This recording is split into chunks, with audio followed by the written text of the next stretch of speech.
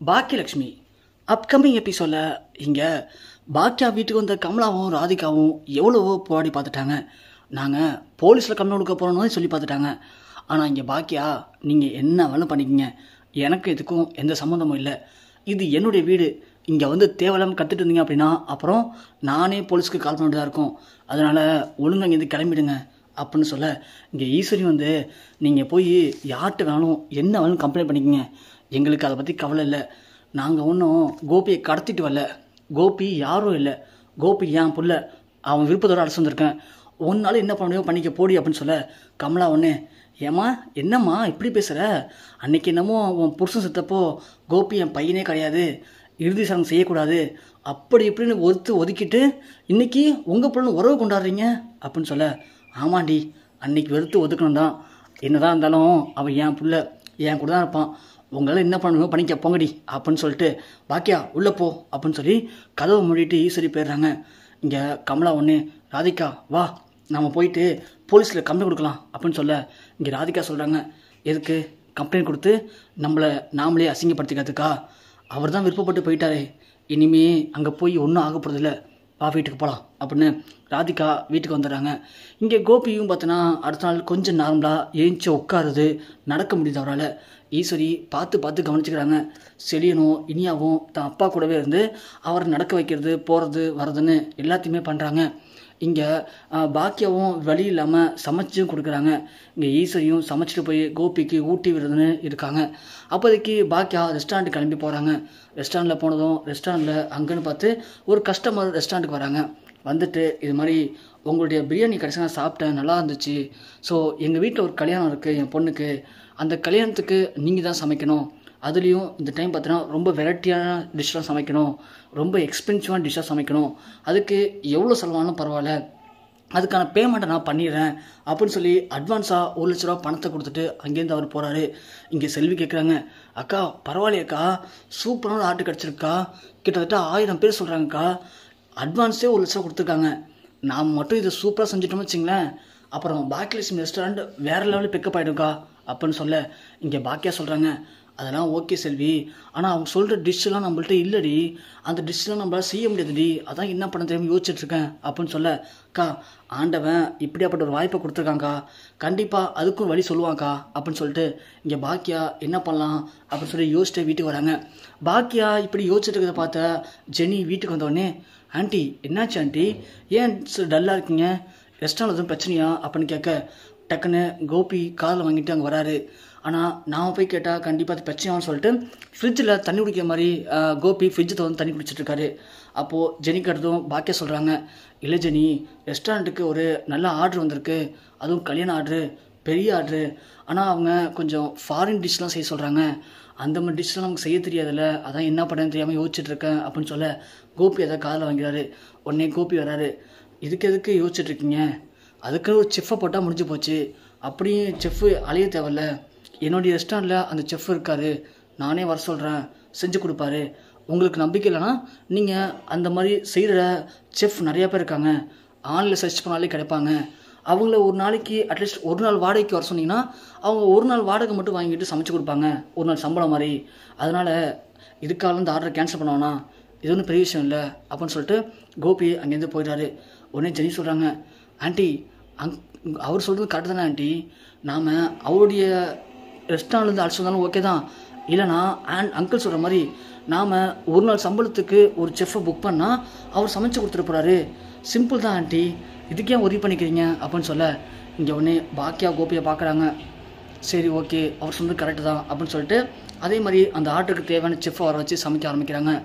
இன்னொரு பக்கம் இங்கே பாக்கியா ஒரு வழியாக நம்மளோட பிரச்சனைலாம் ஓரளவுக்கு முடிஞ்சிருச்சு, இப்போது இந்த ஆர்டர் நம்ம சிறப்பாக செய்ய போகிறோம், இந்த ஆர்டர் மூலிமா நமக்கு நிறைய ஆர்டர் வரப்போகுது, வாழ்க்கையில் நாமளும் இனிமேல் எதுக்காகவும் யார்கிட்டையும் கை கட்டி நிற்க வேணாம் அப்படிங்கிற மாதிரி பாக்கியா ஃபீல் பண்ணுறாங்க.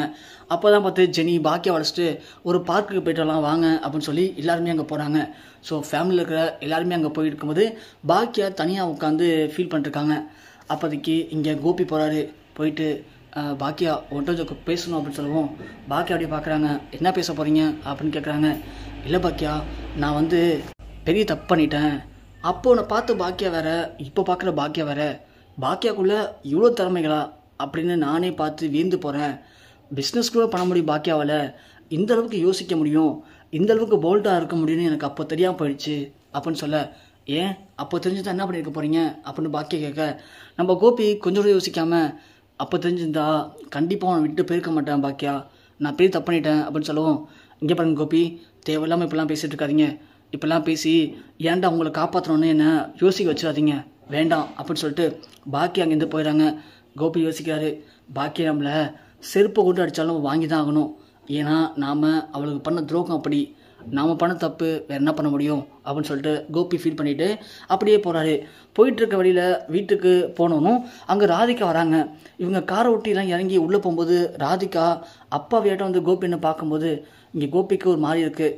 உடனே ஜெனிமா நீ வீட்டுக்கு போமா, நான் போயிட்டு ராதிகா பார்த்துவேன்னு சொல்லிட்டு அங்கே போகிறாங்க.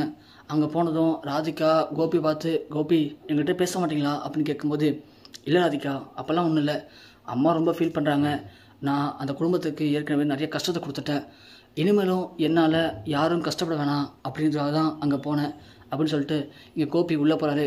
கோபி பார்த்தோன்னே மயோ வந்து, டேடி வந்துட்டிங்களா நீங்கள் அப்படின்னு சொல்லும்போது, வந்துட்டோமா அப்படின்னு சொல்கிறாங்க. உடனே கமலா வந்துட்டு, வாங்க மாப்பிள்ள இப்போ எச்சுங்க ஞாபகம் வந்துச்சு அப்படின்னு சொல்கிறாங்க. கோபி ஒன்று அப்படிலாம் ஒன்றும் இல்லை அத்தை அப்படின்னு சொல்கிறாங்க. உடனே ராதிகா டீ பண்ணி தராங்க கோபிக்கு. கோபி டீ குடிக்கிறாரு.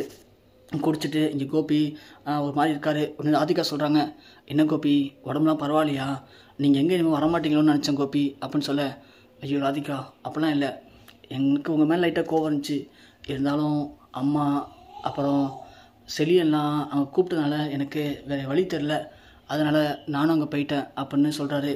சரி கோபி அப்படின்னு சொல்லும்போது, இப்போ தான் ராதிகா எனக்கு எல்லாம் புரிஞ்சது, பாக்கியா ரொம்ப பெரிய ஆள் தான், பிஸ்னஸில் ரொம்ப சூப்பராக இருக்கா, அவளுக்கு நிறைய உதவி பண்ண நினைக்கிறேன், அவளுக்கு பிஸ்னஸ் மட்டும் சப்போர்ட்டாக இருந்தோம்னு வச்சுக்கேன், கண்டிப்பாக பிஸ்னஸில் பெரிய ஆளாக வருவா போல பாக்கியா அப்படின்னு சொல்ல, இது ராதிகா சொல்கிறாங்க, போதும் நிப்பாட்டுங்க கோபி, திரும்பவும் ஆரம்பிச்சிட்டிங்களா, இங்கே இருந்த வரைக்கும் அந்த பாக்கியாவை எப்படி பழி வாங்கலாம்னு யோசிச்சுட்டு இருந்தீங்க, இப்போது அந்த பாக்கியா பிஸ்னஸில் பெரிய ஆளாக வரப்போகிறா, அவளுக்கு எப்படி உதவி பண்ணலான்னு யோசிக்கிறீங்களா, அப்போது ஆக மொத்தம் நீங்கள் இங்கே இருந்தாலும் சரி அங்கே இருந்தாலும் சரி, ஒன்று பாக்கியாவை பழி வாங்கணும், இல்லை பாக்கியாவை நல்லா வாழ வைக்கணும், உங்களுக்கு அப்போது இது மட்டும்தான் எண்ணமே வா, அப்போ உங்களுக்கு வேறு எண்ணமே இல்லையா கோபி, நீங்கள் லாஸ்ட் வரைக்கும் மாறிய மாட்டிங்களா அப்படின்னு சொல்ல, என்ன அதிகா பேசுகிற, என்ன மாறணும், நான் என்ன தப்பாக சொல்லிட்டேன் இப்போது அப்படின்னு கேட்க, இல்லை கோபி நீங்கள் சரியில்லை, அந்த பாக்கியா அவளை காப்பாற்றுலேருந்து உங்களுக்கு பாக்கியா மேலே ஏதோ இன்ட்ரெஸ்ட் வந்துச்சு போல், அதான் பாக்கியா மேலே இப்போ திடீர்னு கர்சன் வந்திருக்கு, போகிற பக்கம் பார்த்தா நீங்கள் பாக்கியா கூடயே போயிடுவீங்க போலையே அப்படின்னு சொல்ல,